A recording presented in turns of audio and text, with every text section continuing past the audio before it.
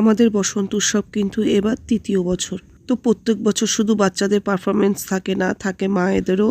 আমরা সকল মায়েরা মিলে কিন্তু মঞ্চে গান করি, আর খুব আনন্দের সাথে কিন্তু আমরা গানটা করি। এরপর কিন্তু আমাদের মধ্যে উপস্থিত হয়েছে জগদ্দলের বিধায়ক স্যার সোমনাথ শ্যাম মহাশয়।